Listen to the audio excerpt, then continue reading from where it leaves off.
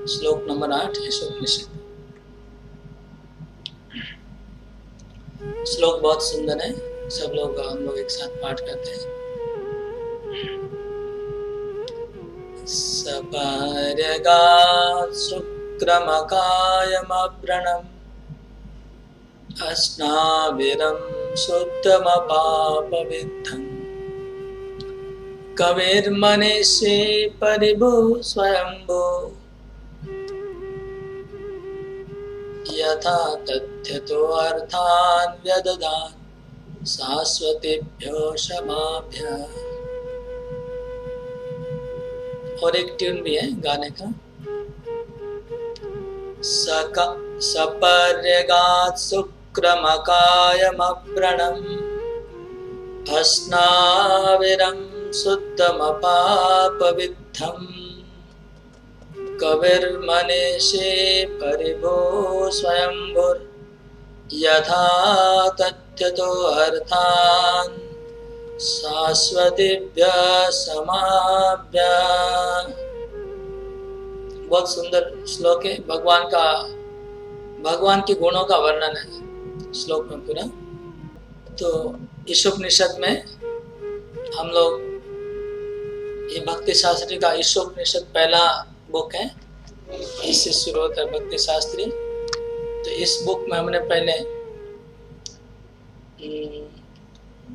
आह्वान मंत्र में ओम पूर्णमद पूर्णमिदम चर्चा की है कि परमेश्वर भगवान का महिमा ऐश्वर्य, भगवान पूर्ण है, पूरी दुनिया पूर्ण है, भगवान से जो कुछ भी उत्पन्न होता है वो भी पूर्ण है।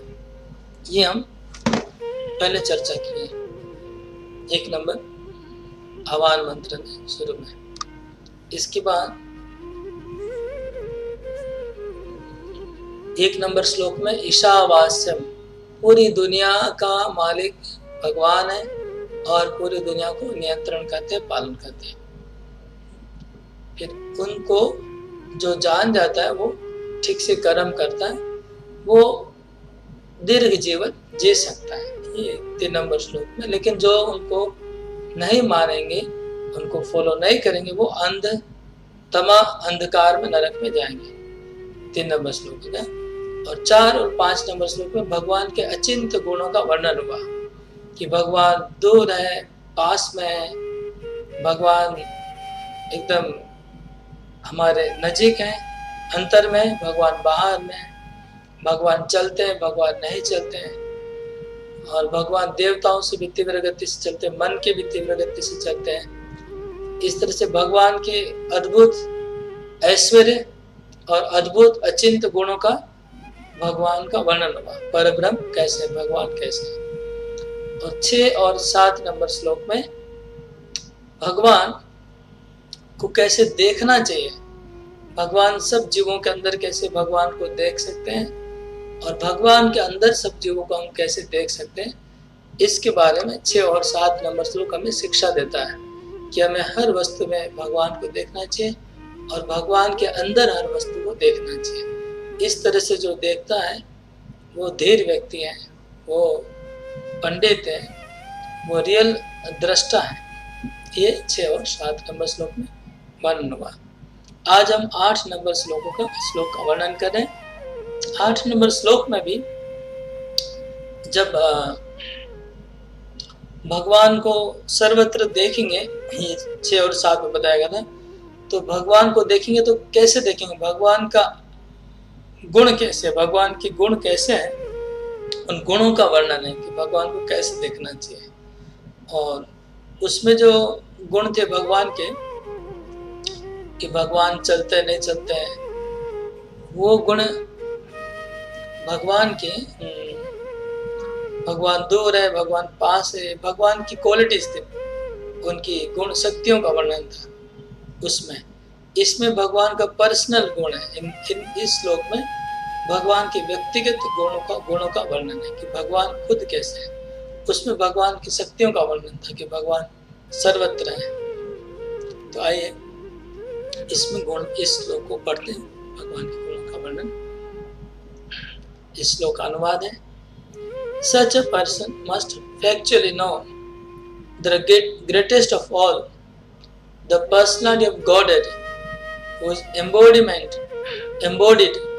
omniscient, beyond reproach, without wings, pure and uncontaminated, the self-sufficient philosopher who has been fulfilling everyone's desire since time immemorial. हम लोग श्लोक देखते हैं, श्लोक देख के इसका आगे का अर्थ समझने का प्रयास करते हैं।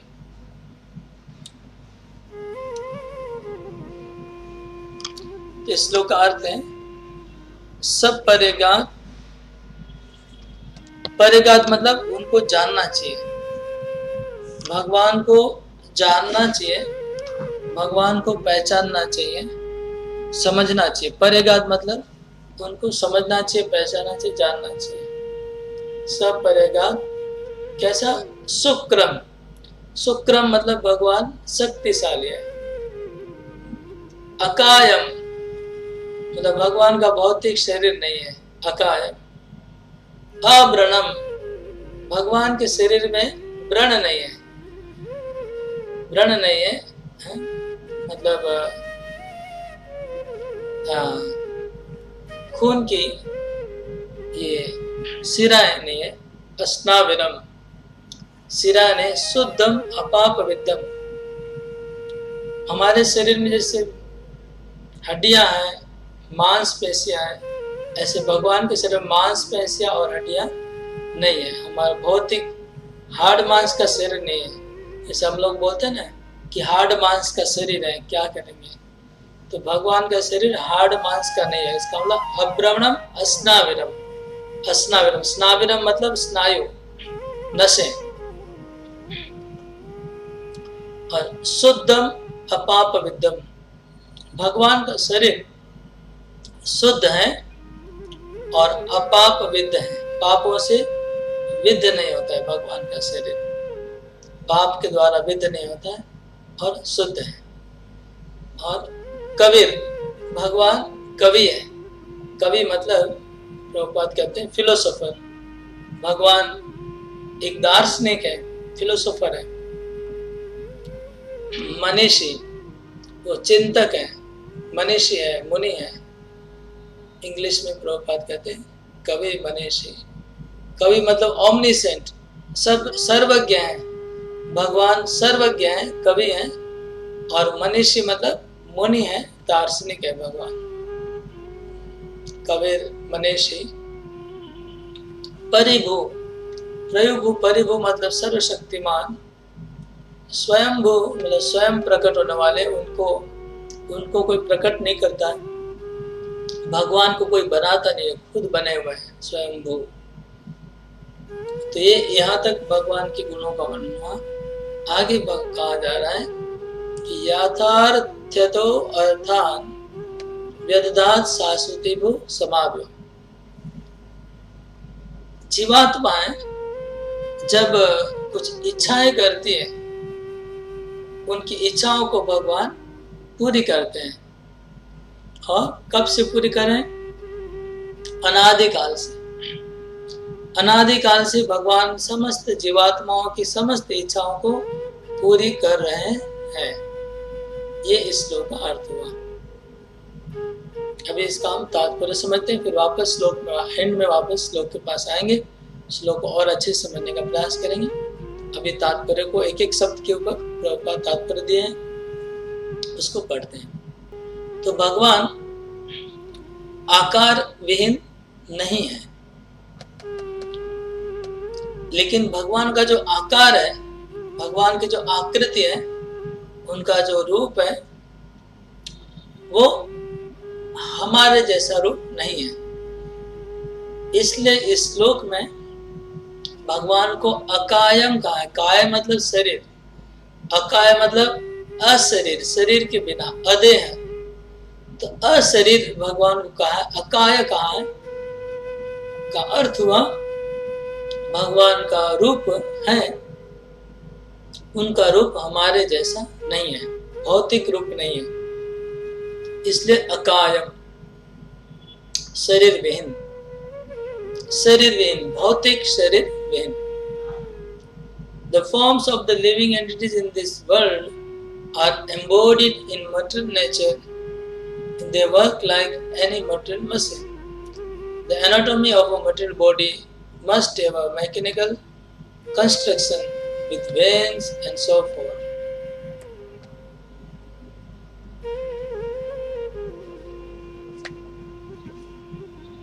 भौतिक जगत में आत्माओं के जो शरीर होते हैं, आत्मा होती है वो शरीर से बंधी होती है, आत्माएं सब शरीर से बंधी है। वो शरीर भौतिक प्रकृति से बना रहता है और वो शरीर मशीन के जैसा काम करता है, मशीन की तरह शरीर काम करता है।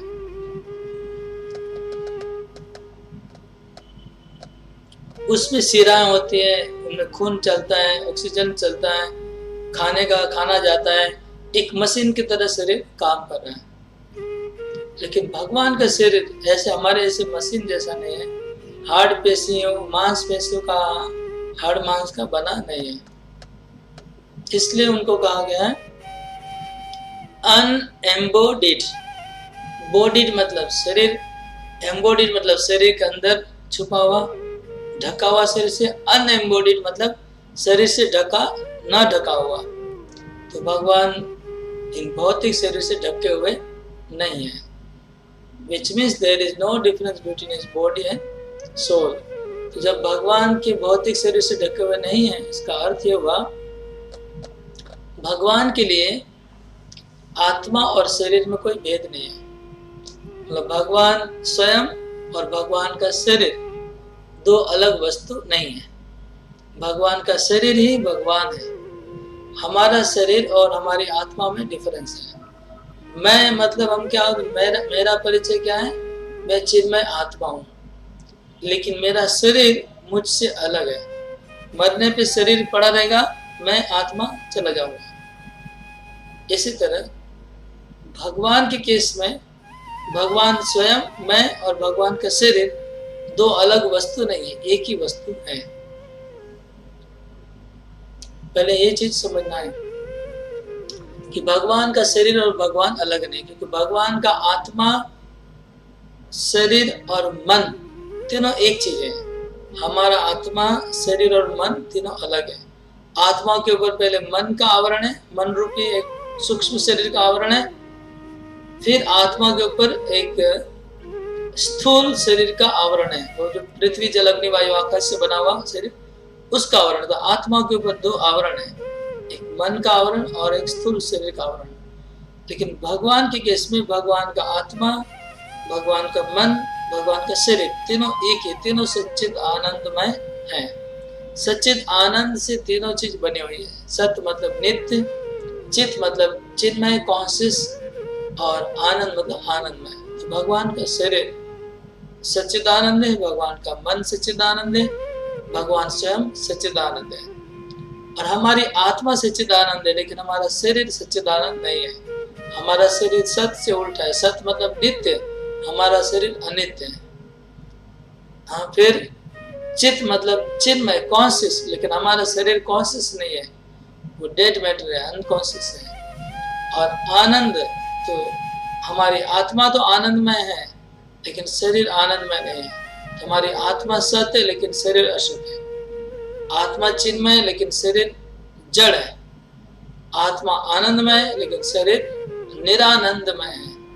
इसलिए हमारा आत्मा और शरीर अलग है, दोनों अलग चीजों से बना है।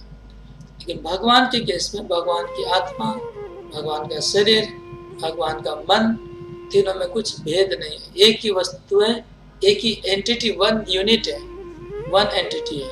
हमारा टू यूनिट है, सोल एंड बॉडी दोनों अलग यूनिट है। दोनों को ज्वाइंट किया हुआ है, ज्वाइंट किया हुआ है दोनों को, इसलिए हमारा सत्ता हमारी बनी है। तो इसको हमें पहले समझना है कि हमारा जो जीवात्मा है शरीर को धारण करती है, फिर शरीर को त्याग करती है, शरीर को धारण करती है, फिर त्याग करती है। और आत्मा शरीर धारण क्यों करती है? अपने कर्म फलों के अनुसार उनको अलग अलग शरीर धारण करना पड़ता है।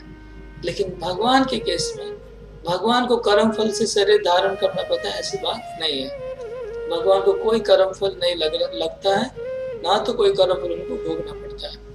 ब्रह्म संहिता में भगवान को कहा गया है सत चित आनंद विग्रह, सत चित सच्चिदानंद विग्रह, भगवान को एक आ गया, सच्चिदानंद विग्रह।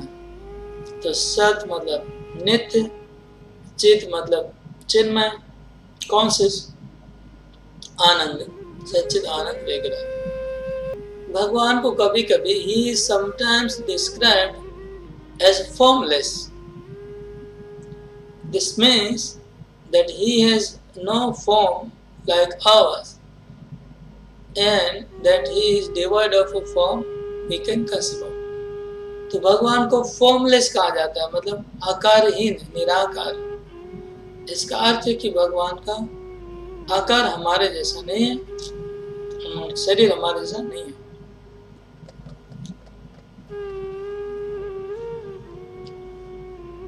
ब्रह्म संहिता में 5वें अध्याय में 32वें श्लोक में कहा गया है कि अंगानि यस्य सकलेन्द्रियवृत्तिमन्ति पश्यन्ति पान्ति कलयन्ति चिरं जगन्ति आनन्दचिन्मय सदुज्ज्वल विग्रहस्य गोविन्दमादिपुरुषं तमहं भजामि। अंगानि यस्य सकलेन्द्रियवृत्तिमन्ति, उनके अंग, समस्त शरीर के समस्त अंग, समस्त इंद्रियां दूसरी इंद्रियों के कार्य कर सकते हैं। किसी भी इंद्रिय से पश्यंती देख सकते हैं, किसी भी इंद्रिय से पालन कर सकते हैं, किसी भी इंद्रिय से वो अनुभव कर सकते हैं, स्पर्श कर सकते हैं। और उनका विग्रह कैसा है? आनंदमय, चिन्मय और सत। तो सत, चिन्मय और आनंद, आनंद चिन्मय सद उज्ज्वल विग्रह से, ऐसा उनका विग्रह है। वही गोविंद को हम प्रणाम करते हैं। तो यहाँ पर भगवान के शरीर के हर अंग को दूसरे अंग के काम करने की क्षमता है, ये बताया गया। इसका मतलब ये हुआ, this means that the lord can walk with his hands, भगवान अपने हाथ से भी चल सकते हैं। Except things with his legs, भगवान अपने पांव से हाथ का काम कर सकते हैं, ग्रहण करने का, और हाथ से पांव का काम कर सकते हैं, चलने का। और हाथ और पांव से देखने का काम कर सकते हैं, और आंख से फिर खाने का काम कर सकते हैं। इस तरह से भगवान किसी भी अंग से दूसरे अंग का कार्य कर सकते हैं। श्रुति मंत्रों में कहा गया है, अपाणि पादो जवनो गृहीतो। श्रुति मंत्र है, इसका अर्थ हुआ अपाणि पादो, the Lord has no hands no legs, ऐसे शास्त्र कहता है। तो श्रुति मंत्र है, उपनिषद के मंत्र है। अपाणि पादो, पाणि मतलब हाथ, पादो मतलब पांव। तो भगवान के हाथ नहीं है, भगवान के पांव नहीं है। जवनो गृहीतो, लेकिन वो बहुत तेजी से दौड़ते हैं और सब कुछ ग्रहण कर लेते हैं। तो श्रुति मंत्रों में ऐसे विरोधी गुण दिए गए हैं। एक तरफ कहते कि भगवान के हाथ नहीं है, पांव नहीं है, दूसरी तरफ कहते कि भगवान बहुत तेजी से दौड़ते हैं और सब कुछ ग्रहण कर लेते हैं। तो इसका अर्थ क्या हुआ? इसका अर्थ है कि उनके पांव और हाथ हमारे से भौतिक पांव और भौतिक हाथ नहीं है, आध्यात्मिक है। He has a different type of hands and legs by which he can accept all that we offer to him, and he can run faster than anyone. तो उनके हाथ पांव दूसरे प्रकार के हैं, ऐसे प्रकार के हाथ पांव हैं कि कुछ भी कहीं से भी ग्रहण कर सकते हैं, और पांव ऐसे प्रकार के हैं कि किसी को भी वो परास्त कर सकते हैं। These points are confirmed in this 8th mantra through the word Sukram. तो सुक्रम का अर्थ यही है कि भगवान सर्वशक्तिमान है, कि पांव से, हाथ से, सभी इंद्रियों से सब काम कर सकते हैं।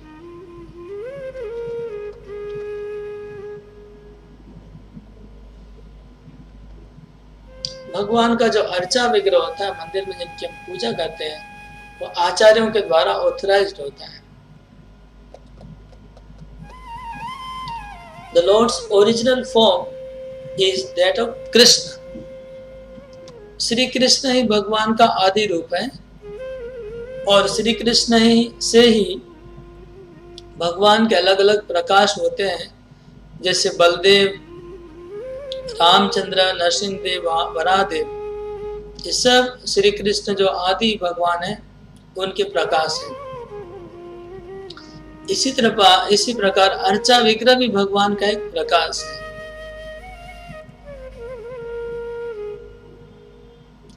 अर्चा विग्रह भगवान का बहुत करुणामय अवतार है। जो बद्ध जीव भगवान की चिन्मय सत्ता को देख नहीं सकते हैं उनको ताकि भगवान देख सके, इसलिए भगवान भौतिक रूप में अर्चा विग्रह के रूप में प्रकट होते हैं ताकि सब लोग उनको देख सकें और सबकी सेवा वो ग्रहण कर सकें।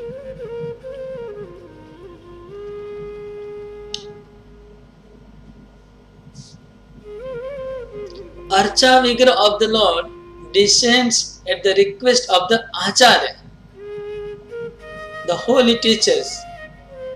तो भगवान के अर्चा विग्रह होते हैं तो प्रभुपाद जी कहते हैं कि वो डिसेंट्स मतलब अवतार लेते हैं।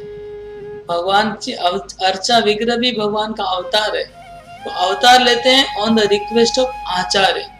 जो कोई बड़े आचार्य भगवान को प्रार्थना करते हैं तो भगवान के अर्चा विग्रह प्रकट होते हैं। इसलिए आप देखिए जो बड़े बड़े विग्रह हैं भगवान के, जैसे रंगनाथ जी हैं और ये सब विग्रह बड़े बड़े आचार्यों ने उनको आह्वान किया है और भगवान आचार्यों की प्रार्थना सुन के उस विग्रह में निवास करते हैं और सब भक्तों का सेवा लेते हैं। जब कोई विग्रह बनाता है और उसकी प्रतिष्ठा होती है तब आचार्यों, गुरु और आध्यात्मिक भक्त को बुलाया जाता है और भक्त लोग जब उस विग्रह का आह्वान करते हैं, वेलकम करते हैं अथवा भक्त लोग उन विग्रह का प्राण प्रतिष्ठा करते हैं तो उस जड़ पदार्थ में भगवान आने के लिए राजी हो जाते हैं, प्रकट हो जाते हैं। भगवान उसमें आते हैं और भक्तों की सेवा ग्रहण करते हैं। तो प्रभुपाद कहते हैं अर्चा विग्रह descends on the request of Acharya, Holi teacher, तो who works exactly like the original form of the Lord। तो इसका मतलब प्रभुपाद जी ने 108 के मंदिर की स्थापना की और सब मंदिरों में उन्होंने राधा कृष्ण के विग्रह का प्रतिष्ठा किया।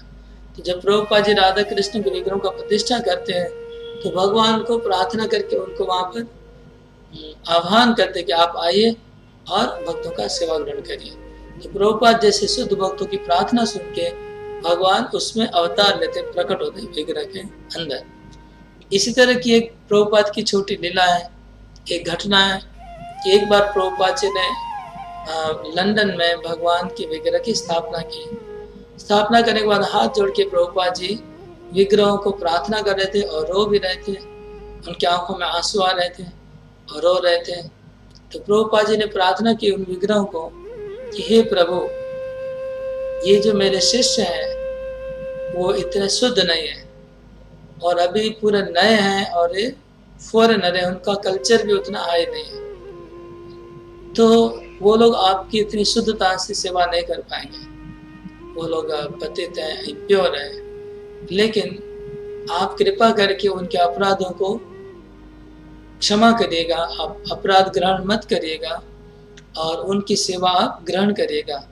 मैं आपको इनके हवाले करके जा रहा हूँ, क्योंकि प्रभुपाद ट्रैवलिंग करते थे एक देश के बाद दूसरे देश। तो लंदन में उनको विग्रह की स्थापना की, उनके शिष्यों को सेवा में लगा दिया और प्रभुपाद जी चले गए।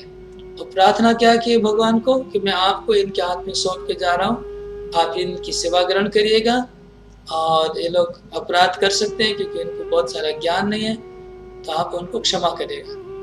देखिए प्रभुपाद जहाँ पर बोल रहे हैं कि the archa vigraha of the Lord descends on the request of acharya, तो ये चीज प्रभुपाद ने अपने लाइफ में ही करके दिखाया। उन्होंने राधा कृष्ण को लंदन में भगवान को रिक्वेस्ट किया वहां पर अवतार लेने को अर्चा विग्रह में, और इतना ही नहीं, उतना खाली भगवान को आने का रिक्वेस्ट नहीं किया, भगवान को ये भी रिक्वेस्ट किया कि आप इनकी सेवा ग्रहण करिएगा और खाली सेवा ग्रहण करने को नहीं बोले, वो ये भी बताया कि ये क्वालिफाइड नहीं है, अनक्वालिफाइड है, आपकी सेवा करने के योग्य नहीं है, फिर भी मैं उनको सेवा में लगा रहा हूँ, इसलिए आप उनकी सेवा ग्रहण करिएगा। देखिए, इसको कहते हैं आचार्य। तो भगवान प्रभुपाद जैसे शुद्ध भक्त की रिक्वेस्ट सुन के विग्रह में प्रकट हो जाते हैं, प्रकट हो जाते हैं और भक्तों की सेवा ग्रहण करते हैं।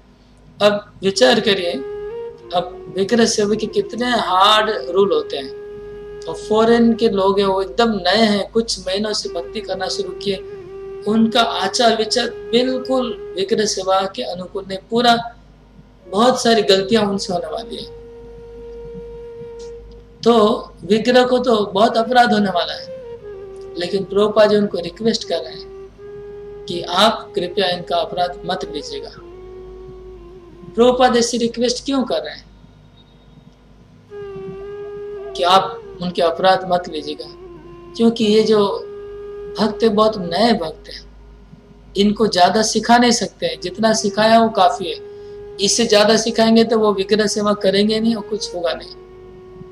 तो इसलिए प्रभुपाद उनको और ज्यादा मैक्सिमम जितना पॉसिबल है सिखा दिया है।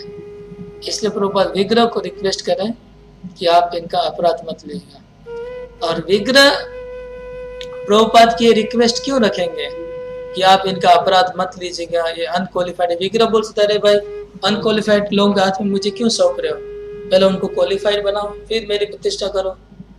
तो उनको विग्रह उनकी प्रार्थना क्यों सुनेंगे प्रभुपाद जी की?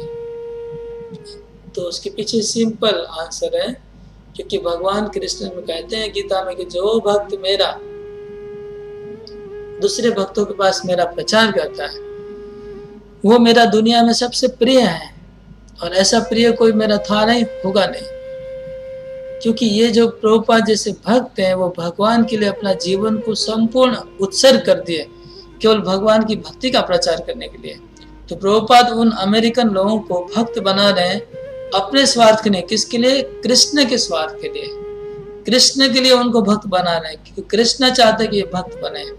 तो कृष्ण को प्रभुपाद की रिक्वेस्ट स्वीकार करनी पड़ेगी, क्योंकि कृष्ण का मिशन है, कृष्ण चाहते कि ये लोग भक्त बन जाए और कृष्ण की सेवा पूजा करें। वो इच्छा प्रभुपाद ने पूरी की कृष्ण की, उनको भक्त बनाया, उनको सेवा में लगाया। तो क्योंकि कृष्ण का ही मिशन प्रभुपाद लेके बैठे हुए हैं, इसलिए कृष्ण को प्रभुपाद की रिक्वेस्ट को मानना पड़ा और मानना पड़ेगा, क्योंकि कृष्ण ने प्रभुपाद को अपॉइंट किया है प्रचार करने के लिए। अब प्रभुपाद जो स्टैंडर्ड बताएंगे वो स्टैंडर्ड कृष्ण को एक्सेप्ट करने पड़ेंगे, नहीं तो कृष्ण का मिशन जो सबको प्रचार करना है, भक्त बनाना है, वो पूरा नहीं होगा। तो जिस तरह से प्रभुपाद कृष्ण के मिशन में संपूर्ण उत्सर्ग कर रहे हैं अपना सब कुछ, तो कृष्ण को भी प्रभुपाद के साथ कोऑपरेशन करना होगा ताकि उनको भक्त बनाया जाए। तो इस दोनों के बीच में, भगवान के बीच में, कृष्ण के बीच में और भगवान का शुद्ध भक्त प्रभुपाद के बीच में इतना सुंदर कोऑपरेशन हो के तब जाके आत्माओं को, जीवात्माओं को, बद्ध जीवात्माओं को भक्ति मिलती है। तो ये है प्रभुपाद का कहने का अर्थ कि प्रभुपाद बोलते हैं कि अर्चा विग्रह आचार्यों की रिक्वेस्ट पे प्रकट होते हैं। ऐसे बहुत सारे उदाहरण है। मध्वाचार्य ने, माधवेंद्र पुरी ने गोपाल जी को प्रकट किया, श्रीनाथ जी का नाम, आज उनका नाम है श्रीनाथ जी। सनातन गोस्वामी ने प्रकट किया मदन मोहन जी को, गोपाल भट्ट ने प्रकट किया राधा रमन जी को। तो इसी तरह से भगवान भक्तों के रिक्वेस्ट पे प्रकट होते हैं। ये सब जो विग्रह है वो इटरनल है, प्रभुपाद कहते हैं नित्य है, शाश्वत विग्रह है। ये अब प्रकट हो जाते हैं, फिर किसी भक्त के आने पे प्रकट हो जाते हैं। तो भगवान के जितने विग्रह से, भगवान के अवतार नित्य होते हैं, सब अवतारों का वैकुंठ में वास होता है। इसी प्रकार भगवान के विग्रह भी नित्य हैं और भक्तों की इच्छा से प्रकट होते हैं, फिर सेवा पूजा बंद हो जाती है तो अप्रकट हो जाते हैं।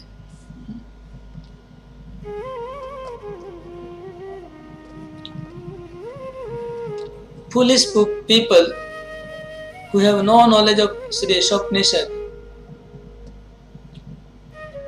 consider Acha Vigraha to be made of material elements.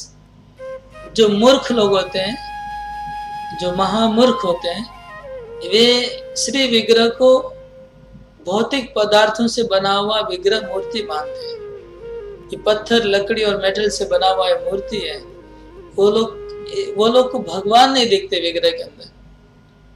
कई बार लोग आते हैं मंदिरों में और विग्रह के सामने खड़े हो जाते हैं और बोलते हैं क्या मार्बल का है कि लकड़ी का है। उनको भगवान नहीं दिखते, खाली लकड़ी दिखती है, मार्बल दिखता है, यही सब देखते रहते हैं। तो ये बहुत दुर्भाग्य लोग हैं जो मंदिर में आने के बाद भी उनको भगवान नहीं दिखते हैं और सब मटेरियल पदार्थों को देखते रहते हैं उसमें।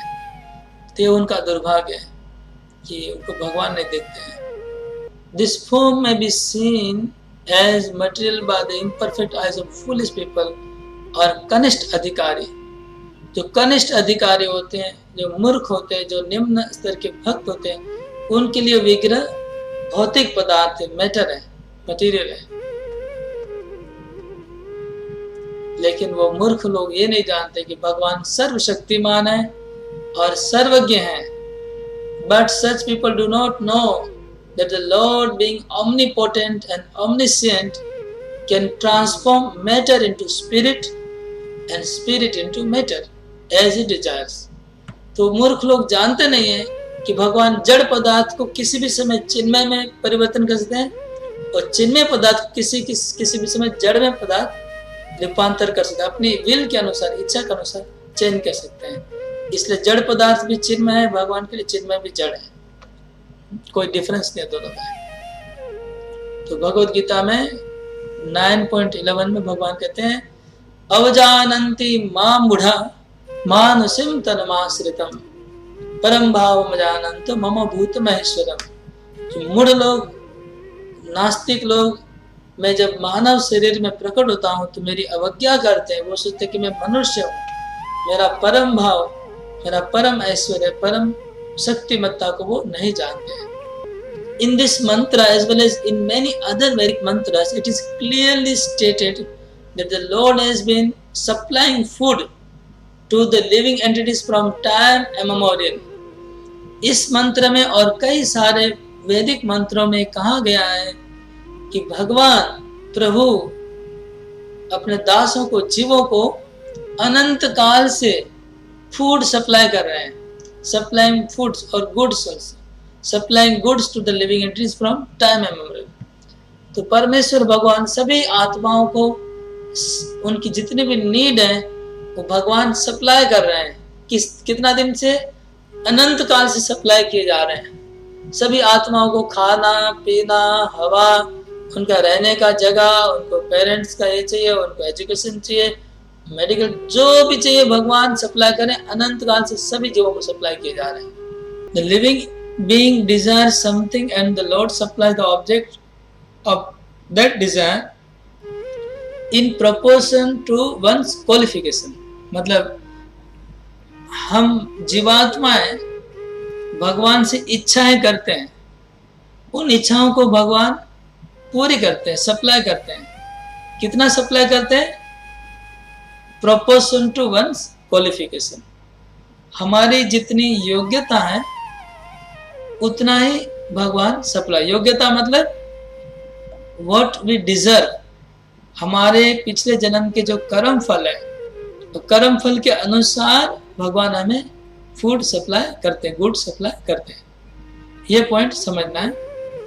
तो a man wants to be high court judge if a man wants to be a high court judge।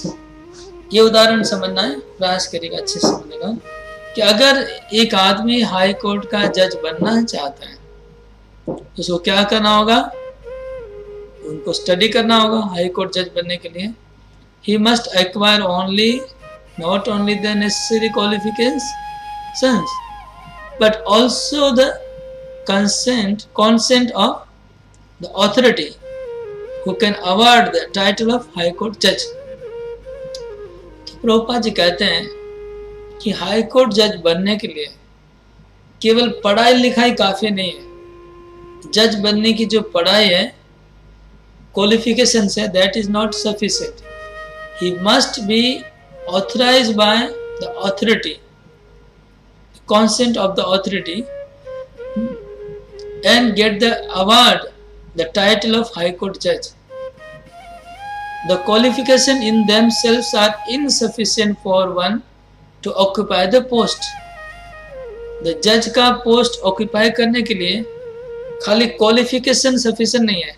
तो बहुत लोग पढ़ाई कर लेंगे, जज अगर पढ़ाई करना है, एग्जाम देना है, तो बहुत लोग एग्जाम दे देंगे, लेकिन कोई अथॉरिटी होते हैं जो उस जज को देखेंगे, जो पढ़ाई उसको देखेंगे, उनको समझेंगे, उनको कुछ एक्सपीरियंस है कि नहीं, वो आदमी कैरेक्टर कैसा है, सब कुछ देखने के बाद उसको अवार्ड देंगे जज का। It must be awarded by some superior authority. तो प्रभुपाद ये करें कि हाई कोर्ट का जो जज बनता है खाली क्वालिफिकेशन से नहीं होता है, जो सुपीरियर अथॉरिटी होती है वो उनको ऑथराइज करते हैं, अवार्ड देते हैं और जज बनाते हैं।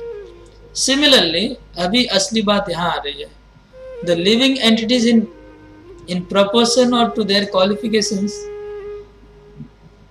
similarly the Lord awards the enjoyment to living entities in proportion to their qualifications, but good qualifications in themselves are not sufficient to enable one to receive awards. The mercy of the Lord is also required. ये point जो है वो बहुत दूसरों से और हमारी philosophy से डिफर करता है। इसमें कहा गया है कि जीवात्माएं अगर अच्छा कर्म करेगी, गुड क्वालिफिकेशन, वो सफिशिएंट नहीं है उनको कर्म के फल को पाने के लिए। भगवान की कृपा भी होनी चाहिए, तब कर्म के फल मिलेंगे। अगर किसी का क्वालिफिकेशन बहुत है, समझ लीजिए किसी का क्वालिफिकेशन है इंद्र बनने का, इतना उन्होंने क्वालिफिकेशन ले लिया इंद्र बनने जैसा, लेकिन फिर भी विष्णु सैंक्शन करेंगे तभी इंद्र बन सकता है। बेस्ड ऑन क्वालिफिकेशन नहीं बन सकता इंद्र।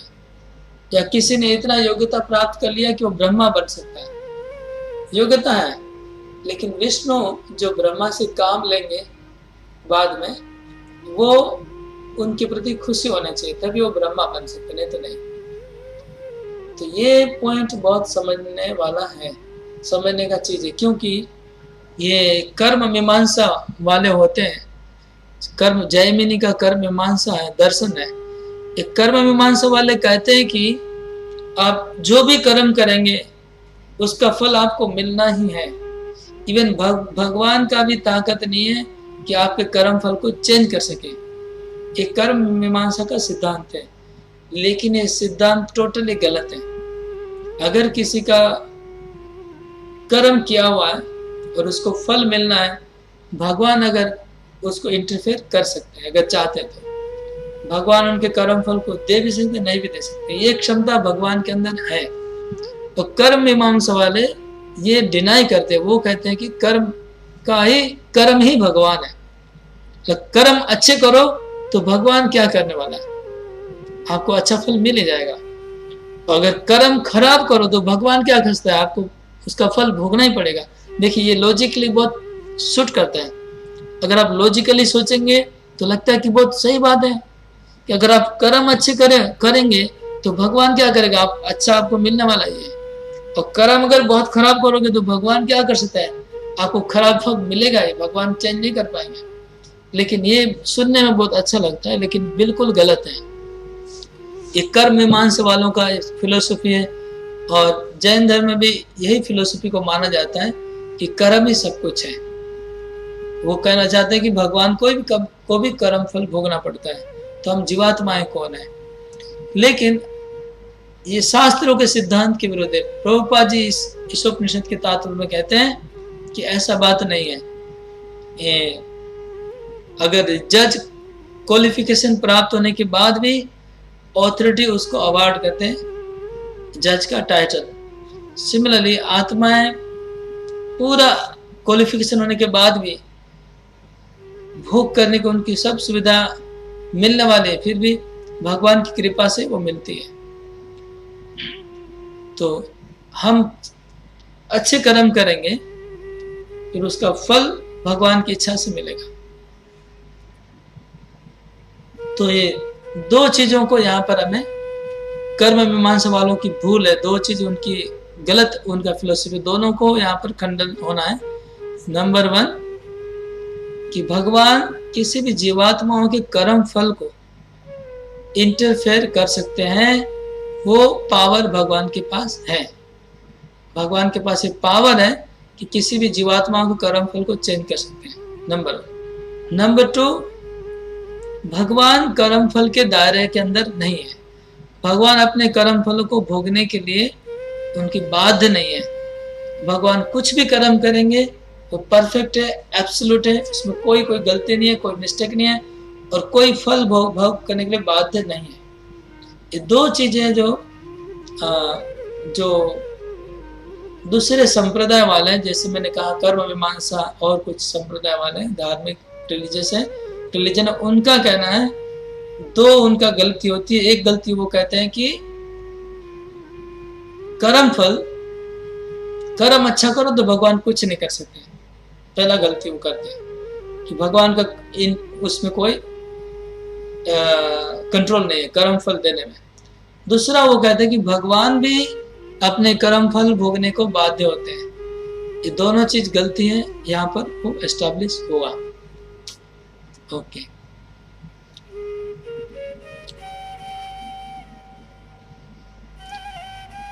तो जीवात्माएं अनंत काल से भगवान उनकी इच्छाएं पूरी कर रहे हैं, लेकिन जीवात्मा भगवान से मांग रही है अनंत काल से। तो क्या मांगना चाहिए वो जीवात्माओं को पता नहीं। प्रभुपाद कहते हैं they don't know what to ask from the Lord। जीवात्माओं जानते नहीं कि क्या मांगना चाहिए भगवान से। क्या मांगना चाहिए? प्रभुपाद कहते हैं जब बहुत भाग्यवान जीव को पता चल जाता है कि भगवान से क्या मांगना है, तब वो मांगते हैं कि transcendental association of the Lord in order to render transcendental loving service unto him। तो हमें क्या मांगना चाहिए? Transcendental association of the Lord. भगवान का दिव्य सानिध्य चाहिए, भगवान का दिव्य सानिध्य चाहिए। और क्यों चाहिए सानिध्य? खाली उनके साथ रह के उनको डिस्टर्ब करने के लिए नहीं, सानिध्य चाहिए in order to render transcendental loving service unto him. भगवान के प्रति दिव्य ट्रांसेंडेंटल प्रेम भक्ति, भगवान के प्रति दिव्य प्रेम से युक्त सेवा करने के लिए हमें उनका सानिध्य चाहिए। ये आत्मा को मांगना चाहिए, लेकिन आत्मा ये सब बद्ध जीव ये जानते नहीं। Unfortunately living beings under the influence of material nature ask for many other things. तो भौतिक प्रकृति के प्रभाव से जीवात्माएं भगवान से बहुत भौतिक चीजें मांगते रहती है। जीवात्माएं जो नहीं मांगना चाहिए वो सब मांगते हैं। ऐसे लोगों को गीता में भगवान कहते हैं बहुशाखा अनंताश्च बुद्धयो व्यवसायिनाः। जिनकी बुद्धि भ्रमित हो गई है बहुशाखा वाली, वो लोग भगवान से भौतिक चीजें अलग अलग चीजें मांगते रहते। असली चीज भगवान की प्रेम भक्ति, भगवान का सानिध्य नहीं मांग के भगवान से अलग चीजें मांगते रहते, भौतिक चीजें मांगते रहते हैं।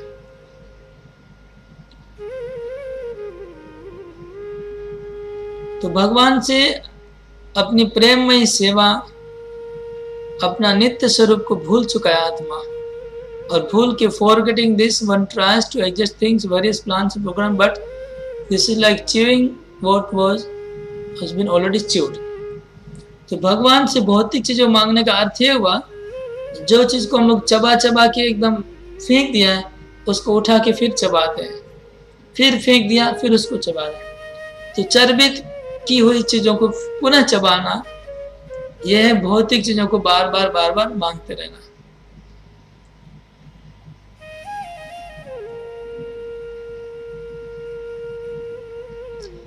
तो भगवान इतने दयालु, इतने कृपालु हैं कि जीवात्मा भौतिक चीजें मांगते रहती हैं, फिर भी भगवान उनको भौतिक चीजों को देते रहते हैं, उनको इंटरफेयर नहीं करते। विदाउट इंटरफेरेंस भगवान उनको इंटरफेयर नहीं करते उनकी इच्छाओं में।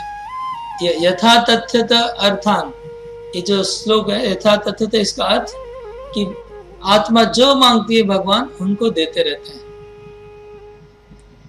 अगर आत्मा नरक जाना चाहती है तो भगवान वो भी देते हैं।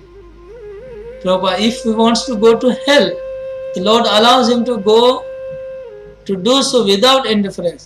तो अभी कोई बोल सकता है कि भगवान तो दयालु नहीं है, आत्मा नरक में जाना चाहती है तो भगवान को जाने नहीं देना चाहिए, क्यों जाने देती है?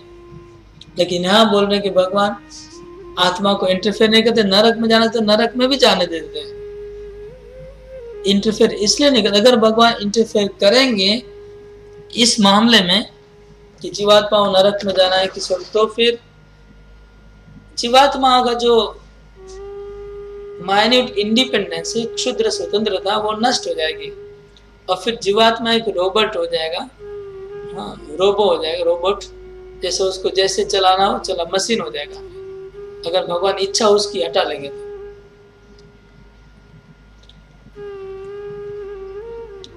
God is described here as परिभु। परिभु का अर्थ है द ग्रेटेस्ट ऑफ ऑल, सबसे महान है भगवान। और दूसरे जीव क्या है? Other living beings are described here as a beggar who ask good from the lord. तो भगवान परिभु है, मतलब महान है, सर्वशक्तिमान, और जीवात्मा बेगर है, भिखारी है। जीवात्मा सब भिखारी है जो भगवान से भीख मांगते रहते हैं, हमको ये चाहिए, ये चाहिए, ये चाहिए, ये चाहिए। तो जीवात्मा सब भीख मांगने वाले हैं और भगवान दाता है, भगवान है, सबको देते हैं, सप्लाई करते हैं। तो यही इधर से पता चल जाएगा कि आत्मा कभी भगवान के बराबर नहीं हो सकती है। अगर आत्मा भगवान के बराबर होती तो उनसे भीख नहीं मांगती आत्मा भगवान से। और फिर प्रभुपाद कहते हैं इवन लिबरेशन, मुक्ति मांगना भी भीख मांगने के बराबर है। जो निर्विशेषवादी जिस मुक्ति की बातें करते हैं वो मुक्ति प्रभुपाद बोलते हैं वो एक मिथ है, वो एक मिथ है, वो एक मोह भ्रम है। असली मुक्ति है भगवान के धाम जाके उनकी सेवा करना है। जब तक हम लोग भौतिक इंद्र तृप्ति भगवान से मांगते रहेंगे, जब तक हम लोग निर्विशेष निराकार वाला ब्रह्मलीन होने वाला मोक्ष को मांगते रहेंगे, तब तक हम लोग भिखारी बने रहेंगे। प्रभुपाद भिखारी से कभी बचेंगे, छूटेंगे नहीं। जब तक हम भगवान की सेवा में नहीं लग जाएंगे, प्रेममय सेवा में, तब तक भीख मांगे बने रहेंगे। तो इससे निकलना है तो भगवान की सेवा में लग जाना चाहिए, उनको कुछ मांगना नहीं चाहिए। और भगवान का सर्वशक्तिमान है, उसका उदाहरण प्रभुपाद बोलते हैं, भगवान अघासुर, बकासुर, सप्तासुर को मारा। भगवान ने गोवर्धन पर्वत को उठाया और उसको उठाने के लिए उन्होंने कोई वेट लिफ्टिंग का प्रैक्टिस नहीं किया था। वो जन्म से सर्वशक्तिमान होते हैं भगवान। और भगवान का और एक गुण है वो शुद्धम अपाप विद्धम है। भगवान शुद्धम है और अपाप विद्धम। शुद्धम का अर्थ है भगवान पवित्र है, भगवान पवित्र है, और अपाप विद्धम मतलब कोई भी पाप भगवान को स्पर्श नहीं कर सकता है। तो ये दो गुण भगवान के अंदर है। तो भगवान गोपियों के साथ नृत्य किए थे, सामाजिकता से वो उसको ठीक नहीं माना जाता है, लेकिन वो नृत्य को बड़े बड़े महान व्यक्ति, चैतन्य महाप्रभु जैसे महान व्यक्ति भी उनकी उपासना करते हैं, क्योंकि वो शुद्ध पवित्र रासलीला है, उसमें कोई भौतिक कलमश नहीं है। तो भगवान शुद्धम और अपाप विद्धम है। इन दो शब्दों का अर्थ बता के हम समाप्त करेंगे। तो शुद्धम और अपाप विद्धम का अर्थ है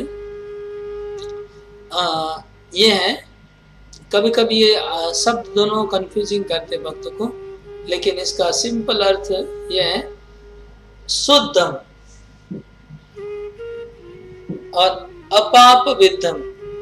शुद्धम का अर्थ ये हुआ पवित्रकारी, जैसे कोई भी चीज उनके स्पर्श में आएगा वो पवित्र हो जाएगा, वो हो गया शुद्धम। और अपाप विद्धम का अर्थ है कि भगवान को पाप और सिन, कंटामिनेशन, कलुषता, कलमश कुछ भी इफेक्ट भगवान को नहीं करता है। अपाप विद्धम चाहे भगवान कुछ भी कार्य करें उनको पाप नहीं लगे। जैसे भगवान ने कर्ण को, अर्जुन का कर्ण को मारो, तो अपेरेंटली वहां पर अधर्म है, लेकिन यहाँ पर अधर्म व पाप भगवान को नहीं लगेगा। तो भगवान कोई भी कार्य करेंगे, कैसे भी करेंगे, कोई भी प्रकार का पाप उनसे हो नहीं सकता है। भगवान से पाप व अधर्म कभी नहीं हो सकता है। जो भी करते वो धर्म है, जो भी करते वो पवित्र कार्य है, पुण्य है, पाप नहीं हो सकता। पाप भगवान को स्पर्श नहीं कर सकते। ऐसा कभी भी किसी भी पुराण में, 18 पुराण है, 108 उपनिषद है, 4 वेद, कहीं पर भी आपको देखने नहीं मिलेगा कि भगवान को किसी चीज का पाप लग गया। ऐसा कभी हो नहीं सकता है। इसलिए अपाप विद्धम, ये पहला भगवान को। दूसरा गुण है कि अगर कोई पापी व्यक्ति भगवान के पास आता है तो उसका भी पाप नष्ट हो जाता है। कोई इम्प्योर चीज भगवान के पास है तो वो भी प्योर बन जाती है। तो भगवान को तो पाप स्पर्श नहीं कर सकता है, पहला नंबर अपाप विद्धम है।